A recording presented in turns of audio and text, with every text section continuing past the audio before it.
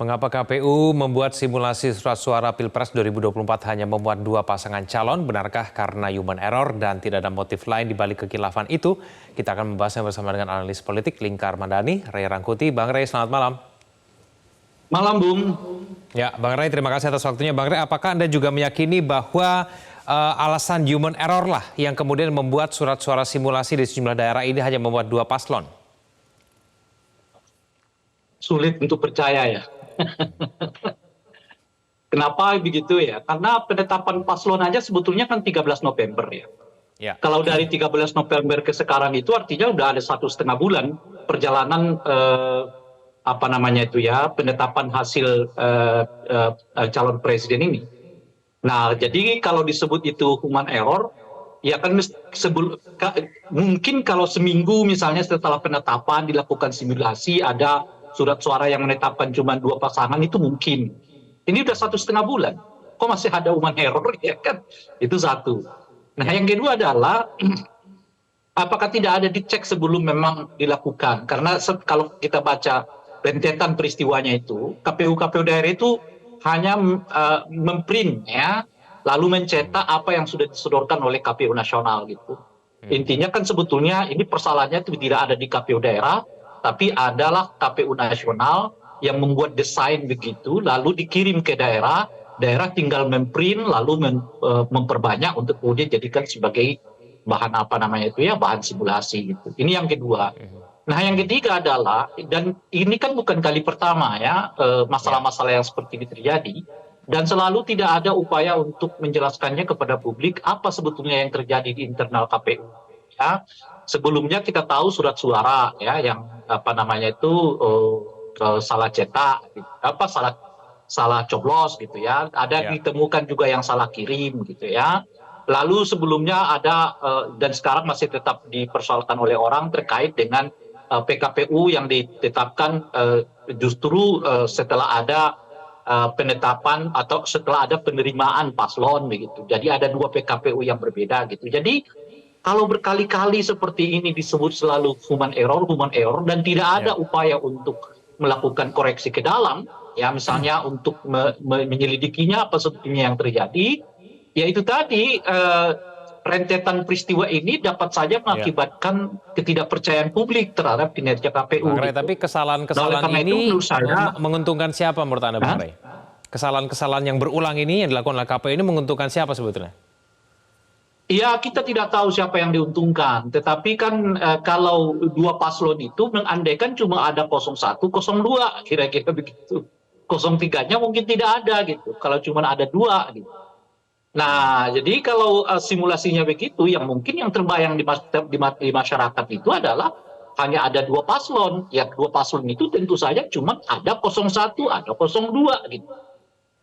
Nah, siapa yang diuntungkan ya kita nggak tahu. Cuma kan dengan sendirinya karena ada simulasi yang seperti itu dan simulasinya diberikan kepada orang-orang yang katakanlah misalnya berusia di atas 60 tahun, ya 50 tahun begitu ya.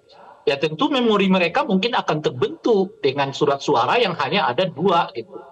Yaitu yang diasumsikan tentu saja 01, 02. Ya, nggak ada ya surat suara tiba-tiba 04, 05 misalnya begitu kan. Oke, Bang Ray, kita dengarkan dulu ya pernyataan dari KPU Solo berkaitan dengan kondisi ini.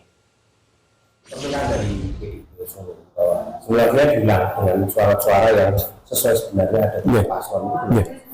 Nah, kalau saya sebagai KPU Surakarta hanya melaksanakan perintah instruksi dari pimpinan kita yaitu KPU Provinsi dan KPU RI. Sepanjang nanti misal ada surat perintah, ada surat edaran resmi dari KPU RI melalui KPU Provinsi dan teruskan di KPU Provinsi teruskan KPU Kabupaten Kota, ya tugas kita yang ada di Kabupaten Kota melaksanakan apa yang disampaikan oleh pimpinan kita karena kita akan lembaga hierarkis berjenjang. Ya, KPU di daerah hanya menjalankan perintah dari KPU pusat, Bang Ray. Persis seperti yang kita sebutkan itu tadi, sebetulnya kekeliruan ini tidak terjadi di KPU daerah. Kekeliruan ini jelas bersumber dari KPU nasional. Ya, KPU nasional yang tidak korektif, KPU nasional yang benar-benar tidak melihat mungkin seperti tidak ada proses misalnya check and recheck terhadap semua barang bahan atau alat yang akan disebarkan ke daerah gitu ya, dan seterusnya itu gitu ya. Itu yang mengakibatkan ya tentu saja KPU daerah itu tidak bisa dipersalahkan. Ini mutlak menurut saya kewenangan dan oleh karena itu tanggung jawab KPU nasional gitu.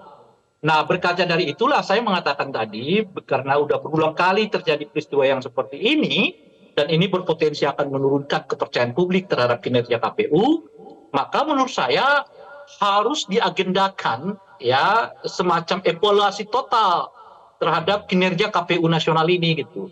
Bukan untuk apa-apa, untuk memastikan bahwa memang performa KPU nasional ini cukup baik untuk melaksanakan hajatan Pilpres dan pemilu serentak plus dengan pilkada 2024 yang akan datang itu.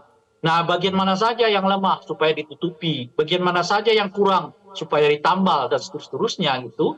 Kalau kita terus-menerus dihadapkan dengan peristiwa yang seperti ini, lalu hanya dipermaafkan ya dengan mengatakan ini ada human error gitu ya, ya kita nggak tahu nanti pada proses yang sangat krusial, sangat penting ya, terjadi juga peristiwa yang seperti ini, lalu dijelaskan dengan human error, ya tentu saja masyarakat mungkin saja nggak bisa menerima, karena udah mereka terbiasa human error itu, sementara kita tidak melihat ada perbaikan yang sangat serius di internal KPU terkait dengan kinerja mereka. Gitu.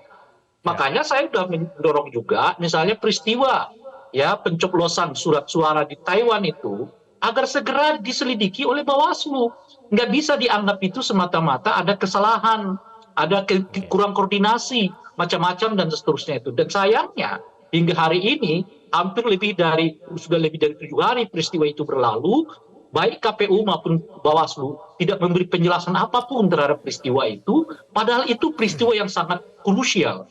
Bagaimana surat suara kok bisa tercoblos duluan? Dan bagaimana dengan itu kita bisa menjamin bahwa surat suara yang ada di luar negeri itu sekarang juga berada dalam kondisi aman, tidak tercoblos seperti yang terjadi di Taiwan, ya kan, yang kebetulan diketahui. Kebetulan bocor. Kalau nggak bocor bagaimana? Nah itu dia pertanyaannya. Bang Rey, kalau KPU-nya tidak dievaluasi secara menyeluruh seperti saran Anda, dampak terburuk yang akan terjadi pada tanggal 14 Februari nanti seperti apa? Degradasi. Apalagi nanti kan kalau kita mempergunakan IT gitu ya, dan KPU sangat mengandalkan IT ini sebagai bagian dari proses. Yang kasat mata aja mereka lolos, apalagi yang pakai IT, yang memungkinkan itu bisa diintercept ya oleh banyak orang terkait dengan proses ya penghitungan suara, proses penetapan suara yang diumumkan melalui IT gitu. Nah, jadi bagi saya mau tidak mau KPU harus melakukan evaluasi total. Apa sebetulnya yang terjadi pada mereka gitu. Sebab KPU nasional kita yang sekarang ini sejak dari awal sudah menghadapi sidang etik gitu.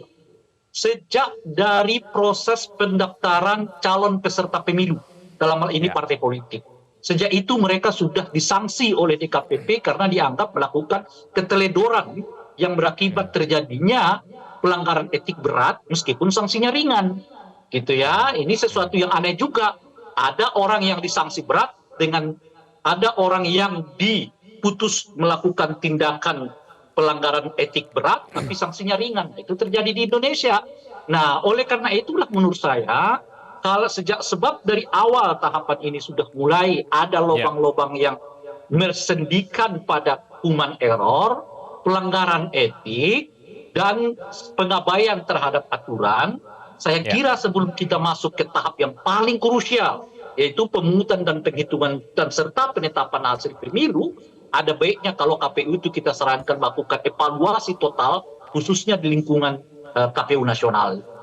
Oke, Bang Rey, terima kasih telah bergabung sama kami di Prime Time News. Selamat malam. Jelajahi cara baru mendapatkan informasi. Download Metro TV Extend sekarang.